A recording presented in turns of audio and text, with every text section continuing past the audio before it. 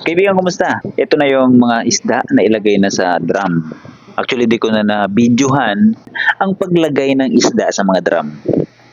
Ang ginawa ko dito, yung isang drum hinati ko sa gitna at yung dalawang drum naman buo siya. Kaya naging apat yung drum ko dito na lalagyan ng isda. Ito na yung hinati na drum. Meron na siyang isda. Yan, pinapahain na ng anak ko. Nasubukan niya ng bigyan ng feeds pero hindi pa sila kumakain. Siguro ganun talaga. Pag first day yan.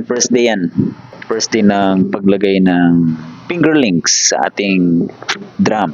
Okay, syempre sana mag-work itong ginagawa natin. Actually, linagyan ko rin to ng aerator kasi sabi daw, actually na may napanood rin ako sa YouTube na maganda daw kung lalagyan ng aerator. Maganda daw lagyan ng aerator kasi nakakatulong rin daw ito sa paglaki ng mga alaga nating isda. Ito makikita nyo, yung isa hinati ko, yung dalawang drum hindi ko sila hinati. Kaya napakalalim. Kung nakikita nyo, napakalalim niya. Yung height ng tubig na linagay ko dyan. 2 dangka lang yan o kulang pa nga. Kita mo, napakalalim.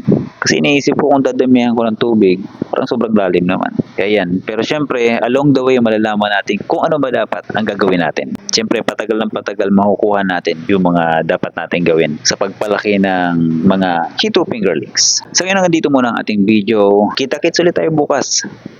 Tingnan natin kung ano magiging resulta, kung may improvement ba o kung may dapat ba tayong baguhin. Okay, maraming salamat sa panonood.